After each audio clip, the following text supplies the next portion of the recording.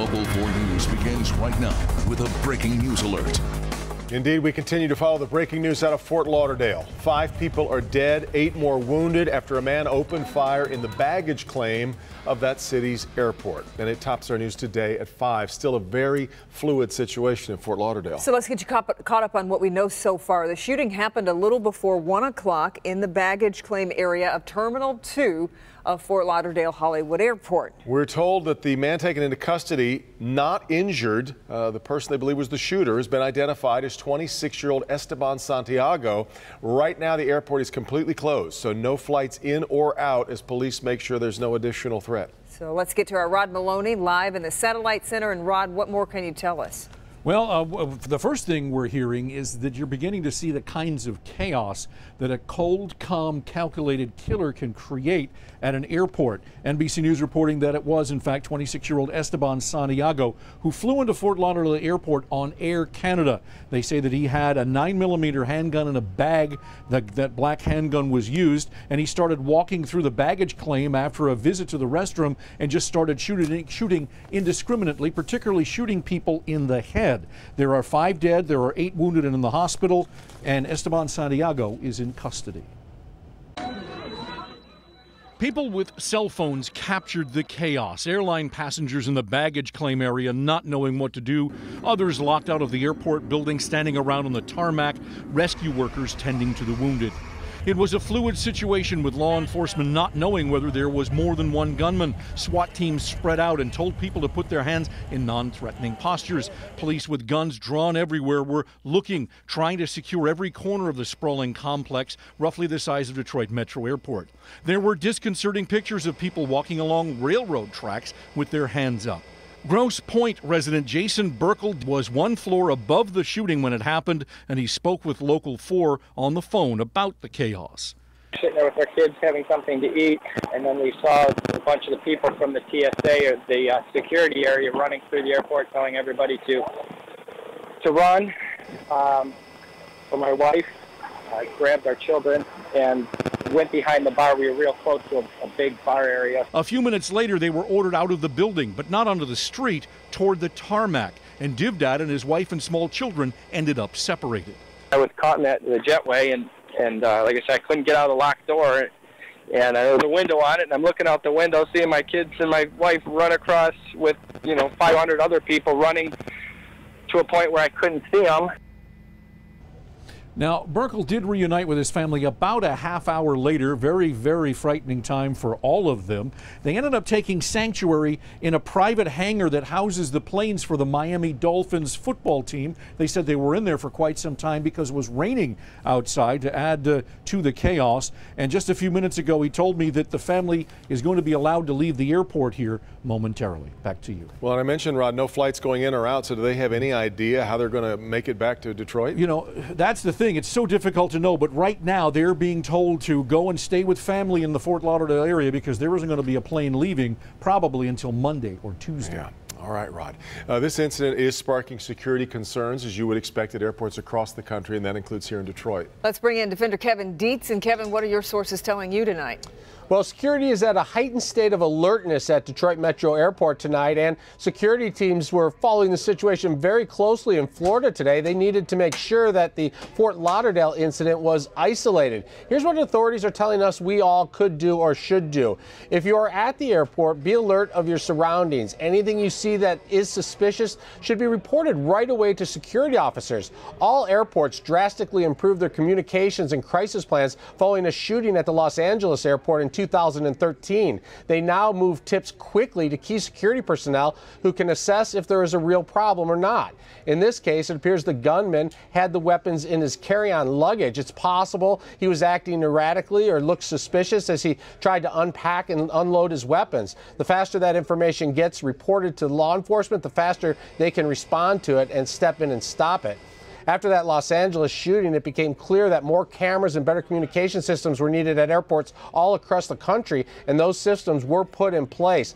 But the first line of offense is often the public. Again, you have to keep your eyes open, and if you see something, say something. Kevin Dietz, Defenders. Okay, Kevin, and we just got our hands on some new audio from Fort Lauderdale. These are the radio calls from dispatchers in response to the shooting. Let's listen. Shot fire. I need deputies downstairs. Deputies report Terminal 2 downstairs. Terminal 2 downstairs. Shots fired. Carousel number 3. Carousel number 3. I'm going to give us carousel number 3, Terminal 2, or level carousel number 3. You hear the urgency in their voices, and as the father was describing that scene earlier, just chaos.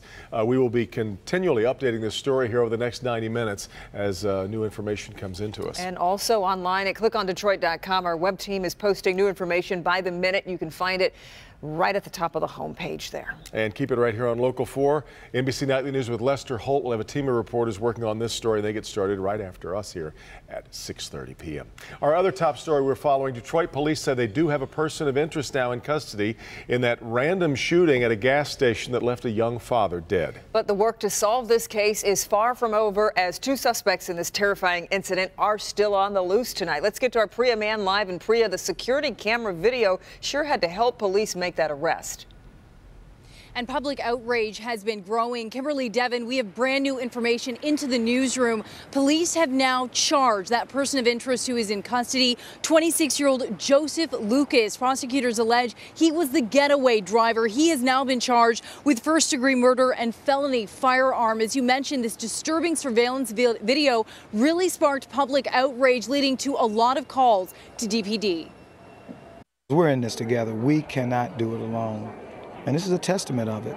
People are flooding the tip lines at DPD after watching this disturbing surveillance video of a young father being robbed and shot to death. The men police are looking for seen clearly on camera. One day after the murder, police have a person of interest in custody. When his image was placed out through your stations, we got more tips on this incident than any we've seen in the recent past. The man in custody is not the man seen here on surveillance video, but police say he is connected to the case. The gas station shooting happened just after midnight on Thursday.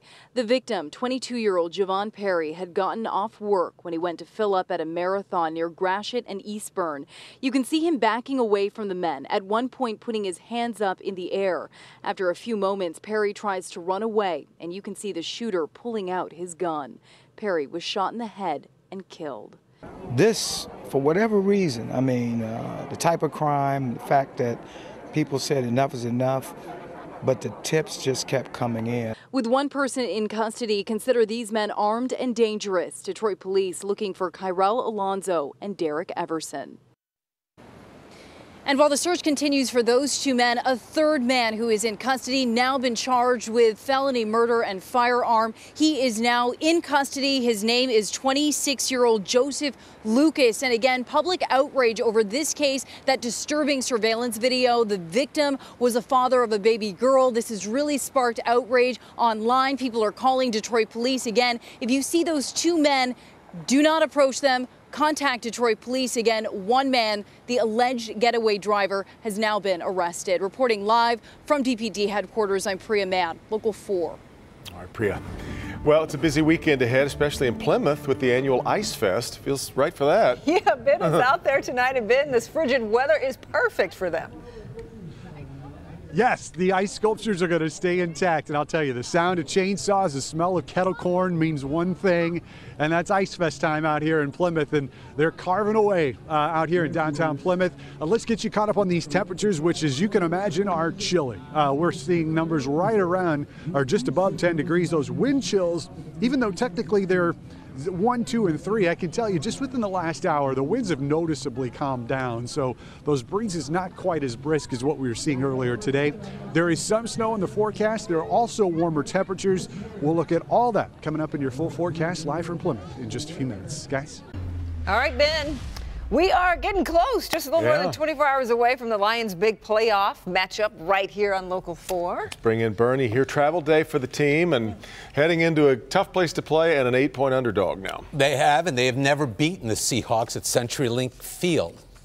Please rebuild the Kingdome real fast.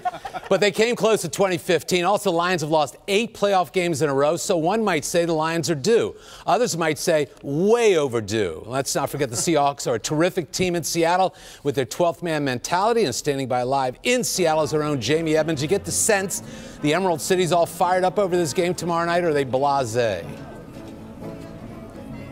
Oh, no. We just landed, so I will say that, but we came right where they told us to come, Pike Place Market, and I'm seeing a lot of Seahawks gear, a lot of flags with that 12th man on it, a lot of yelling, but I will say a truck just drove by. The guy rolled down his window. He had a Lions hat on, recognized Local 4. Another place I saw some Lions fans on my flight from Detroit. A really nice father and son duo just secured tickets, just secured a hotel, and just secured everything they needed to go on this dream trip for the two of them. And they say, you know, they think the Lions can pull it out. Come playoff time, anything can happen in the playoffs. And there's a lot of teams wishing they could be here, so I think they have a good chance. Are you excited? I'm very. I've never been to CenturyLink Field, and I'm ready to toss fish. All right, so that happens just in there. I haven't seen it yet, but one of the guys came out and offered to let me catch one, so we'll do that live on the air at 6 o'clock. But I will say there's a lot of excitement, and I have met some people from Detroit, and they think, why not, Bernie? If you catch a carp, Kimberly says bring it back. No? Sure, yeah, sure. Okay. Yeah, it fits nicely right in the luggage. It's no problem. All right, we'll see you in a little while. Carry on. Oh, yeah. Oh, yeah. We'll see you a little while in sports. Also, I want to mention P.J. Fleck has left Western for Minnesota. 5-year deal worth $18.5 million. We knew that. Yeah. More of that in sports. Tough one for Western fans. I'm waiting for that carp just for you. Get ready. All right. Well, in case you haven't heard, Local 4 is your home for tomorrow's game. Yes, it's going to be on right here. The Lions take on the Seahawks. Their special coverage starts with Local 4 News at 6. Jamie Edmonds will have more special reports live from Seattle. Maybe a little more fish catching. And then it's Football Night in America at 7:30, leading us up to kickoff at 8:15. Then the game. And then, of course, we hope you'll join us immediately after our special edition of Local 4 News, right after the wild card game. All right. Here's a look at what Coco McAvoy has ahead here at 5. With the start of the new year, the Detroit Police Department and other departments across the state are ramping up recruitment efforts to get more people to join the force. That story on Local 4. Also, the meeting of the minds in Washington at 5. U.S. intelligence officials go to Trump Tower to meet with the president-elect to talk about hacking. But first, hey, that's not your car. The crystal clear security camera video police caught in Westland. Everybody needs to see. That's next. And as we head to break, we continue to follow the news out of Hollywood Airport in Fort Lauderdale, Florida, where a 26-year-old man is in custody after opening fire in the baggage claim area. 5 people are dead, 8 more wounded. The suspect is Esteban Santiago from New Jersey, originated on a flight out of Alaska. They believe he acted alone, but investigators are still trying to figure out his motive. Airport remains closed as police make sure that there is no additional threat, no flights in or out of Fort Lauderdale. Keep it right here. We'll keep you advised. New at 6. A Highland Park woman found murdered in an abandoned parking structure. New at 6, her accused killer faces a judge for the first time since his arrest. Also, a Macomb County man outraged after getting ticketed for warming up his car in the driveway. What he did next that has a local police chief upset at 6 o'clock. Crystal clear security camera video catches 2 guys breaking into cars in Westland. Take a look here. It happened early Monday morning on Bedford Street. That's in the area of Cherry Hill and Newburgh. As you see, the owner of the car did leave it unlocked, making it all too easy for the thieves. If you think you recognize these guys, call Westland Police. On a day when Congress formalized Donald Trump's electoral victory, all the attention was on Trump Tower and an intelligence showdown of sorts. The nation's top spy chiefs were there to tell the next president what he hasn't really been seeming to want to hear, that Russia meddled with the election. Brian Moore has the latest from Washington tonight. Brian? Thanks, Devin. Today at Trump Tower and here at the Capitol, the focus was on the 2016 election. Mr. Speaker, members of Congress. As Vice President Biden led Congress in formalizing the 2016 electoral vote, a few Democrats made one last stand against Donald Trump. I object on behalf of the millions of Americans, including members of the intelligence community. There is no debate. Debate is prohibited. At Trump Tower, a different drama behind closed doors where the heads of the FBI, NSA, CIA, and Director of National Intelligence briefed the next president on evidence Russia conspired to tamper with the election. Before hearing a word, Trump told the New York Times the investigation into Russian hacking is a political witch hunt. After the briefing, he issued a statement saying there was absolutely no effect on the outcome of the election. But his public clash with intelligence officials may have long-lasting effects. I think we all have to be concerned about this. This is not the kind of bickering that ought to be going on in public. The public is getting a highly sanitized, declassified version of that report. Some details were obtained by NBC News, which reports Russians congratulated each other after Trump's win. The American people have a right to know what a foreign power did to disrupt our election. On Twitter, Trump called for an investigation of NBC News in the leak of classified information. That from the candidate who praised WikiLeaks during the campaign and days ago seemed to side with its founder, Julian Assange, over the intelligence community. The next president acknowledged in his statement that Russia might be among the foreign nations involved in political hacking. In Washington, I'm Brian Moore, Local 4.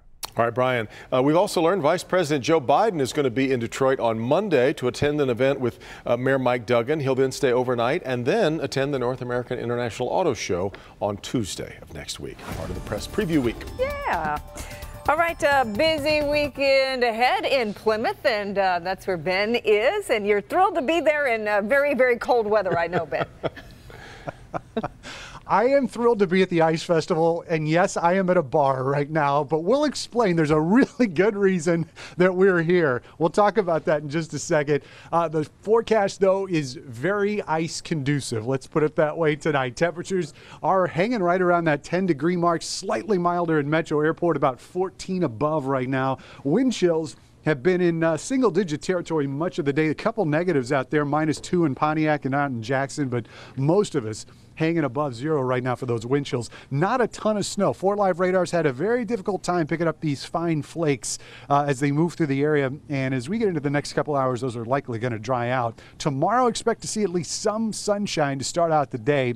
And then the clouds are going to come back. There's a little bit more of a wave that's going to roll through here Saturday evening that's going to bring some snow showers. Probably not anything significant as far as accumulation, but maybe enough to coat the ground in a couple spots. That'll be out of here pretty quickly. And then Sunday, sunshine comes back, and we will start the warm-up as we get into next week. Overnight lows tonight, 5, becoming partly cloudy. And even though those winds are only going to be 4 to 8, wind chills are going to be running around 0 for much of the nighttime hours. High temperatures tomorrow, 17, a little bit better than we did today. We'll get up to 20 on Sunday, and your 7-day forecast will take us into the 40s, believe it or not, for highs. But we're going to have to wait until Tuesday of next week. That's going to be a mess, and especially for that morning commute on Tuesday, starting as snow, turning to rain, and then temperatures 30s or 40s for much of next week.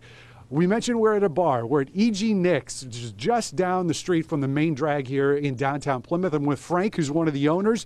You do this every year. You actually carved a bar out of ice. Yes, we have our ice bar over there and our ice tabletop here, so we can serve cocktails out here with our Sveka Ice Lounge. And you've got a fire. You've got some heat. You've got liquid stuff. Liquid stuff. We have a mobile escape room out in front of the restaurant. We have a party tent in the back that's heated with live bands. Big Rain and Motor City Kings tonight and 50 Amp Fuse tomorrow. Wow. Okay. And you've been doing this, what, 10 years? 10 years with the Ice Bar, yeah. And this has been a big boom, this entire festival, to businesses like yours. It's great for the town of Plymouth. People come down and enjoy our shops, our restaurants, some ice, wander the town. It's good for this town. And these kind of temperatures are exactly what you want to see, right? Absolutely. Keeps ice. The last couple of years we've had rain, so it was really a water festival.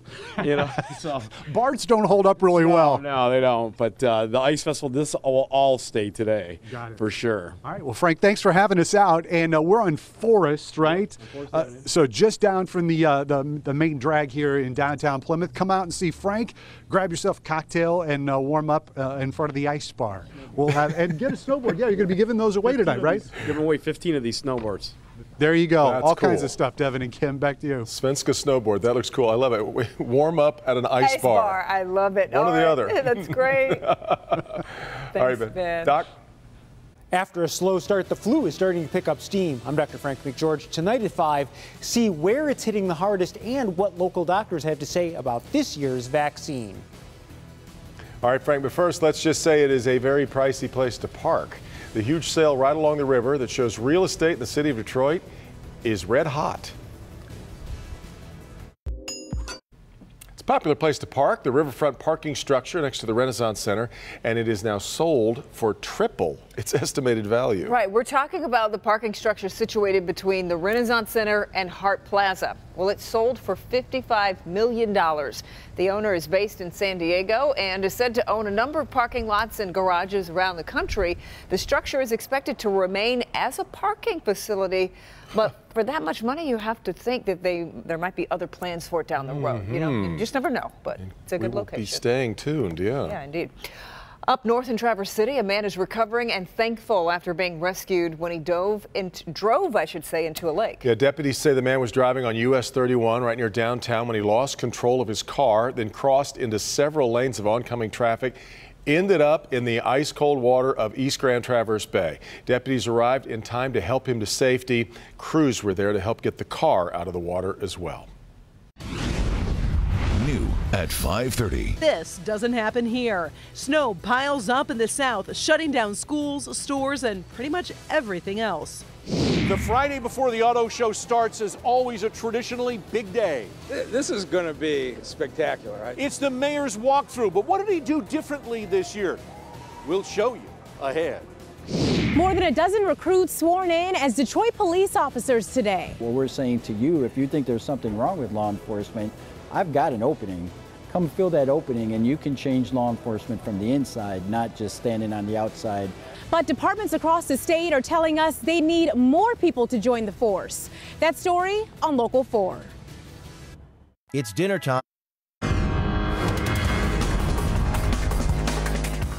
If you're just joining us, we are following breaking news out of Fort Lauderdale, where police say the airport is still a very fluid and active scene after a man fired shots in the baggage claim area. The shooter killed 5 people and wounded 8 this afternoon. Florida's Governor Rick Scott says their conditions are not being released at this time. The suspect, Esteban Santiago, flew in from Alaska with the gun checked in his bag, which people say he declared.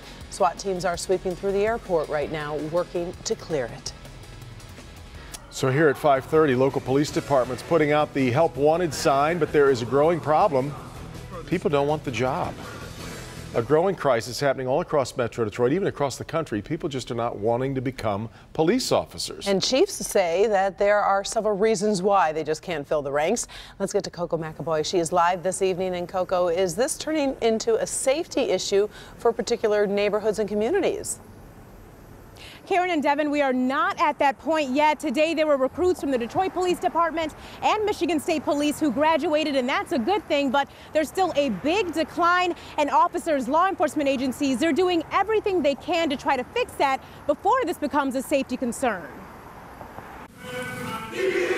19 recruits sworn in as Detroit police officers. I can't think of a more honorable sacrifice than to make the one you have made. A big sacrifice that law enforcement agencies across Michigan are trying to get more people to take. But we have seen a decline of law enforcement across the state, not only affecting us, but also the county level and also the local level.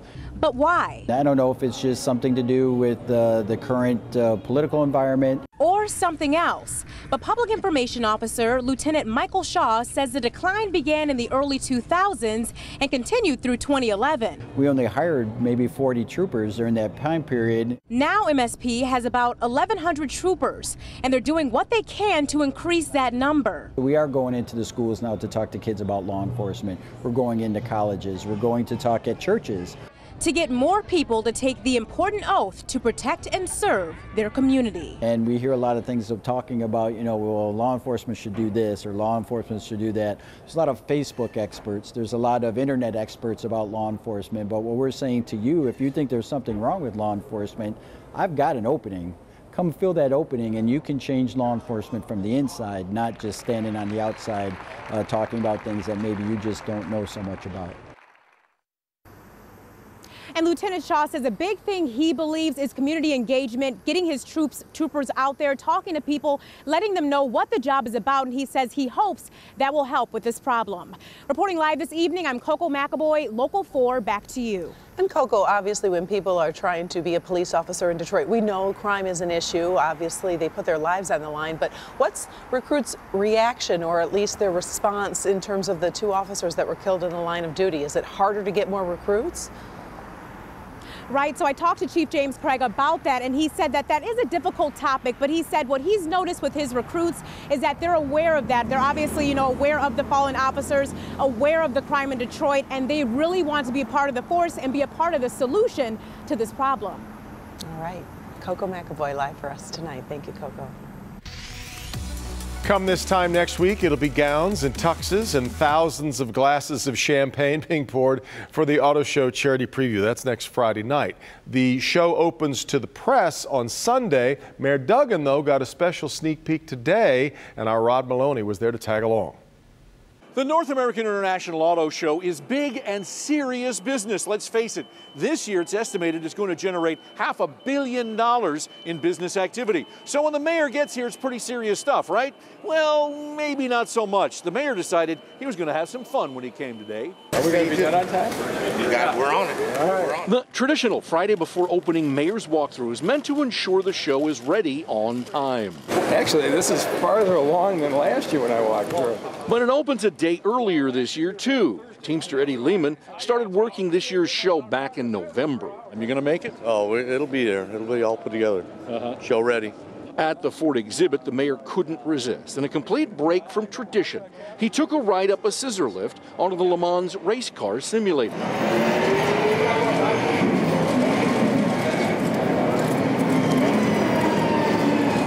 He and 2017 show chair Sam Slaughter competed. I got to work on that a little bit. So that Le Mans was a little faster than I was used to, but hopefully that's the last time I finish second this year. The real winner, though, is the auto show itself, the mayor noting the exceptionally good mood.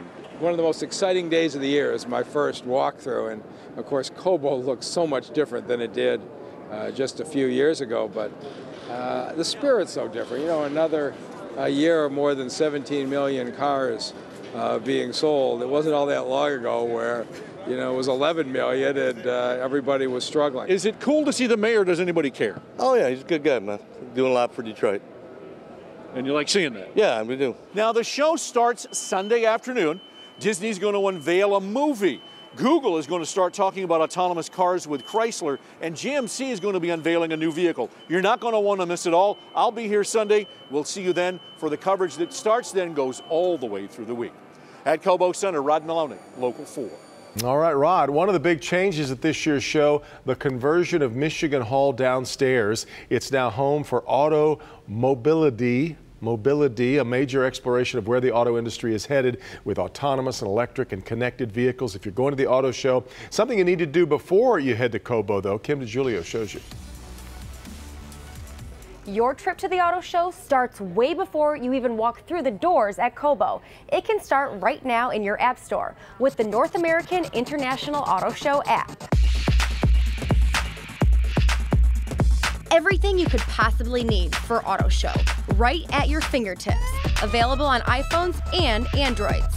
Trust me, you're gonna want to keep this app on your homepage. Just search Detroit Auto Show, look for the orange icon, and boom, you're on your way to the latest and greatest in auto show news. We will have every auto reveal live on Monday and Tuesday right here on this app. It will feel like you are right there with all of the international media as the newest cars are debuted, all at the touch of a button. You can relive every single fancy car reveal from earlier in the week. How about a list of the car makers and a map of where they're all going to be? Got it? Need a visual? Check this out. Pictures from the massive move-in and set building showing how it all comes together.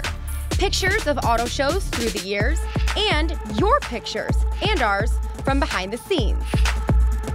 Not only do we have your auto show weather before you travel, we have a personalized forecast for you every single day. Looking for a place to eat after the show? How about a guide to the city? And of course, all of the dates, times, and prices of all the auto show events. And if you want, buy your tickets right through the app. And that's just a taste of what the app has for you to fully enjoy one of the coolest events that Detroit has to offer. Now you're ready for all of this. Enjoy. All right, Kim, we're almost ready, because before that also I hope you'll join Kimberly and I for our special episode, Kimberly and me, sorry. That's all right. My grammar's poor today. For a special episode of Dateline Detroit, all about autos to make sure you're ready to roll for the auto show. All of the car reveals, the latest in technology, what's really happening in Detroit that's leading the way in our driverless connected car world, and why one automaker is letting the kids do the talking.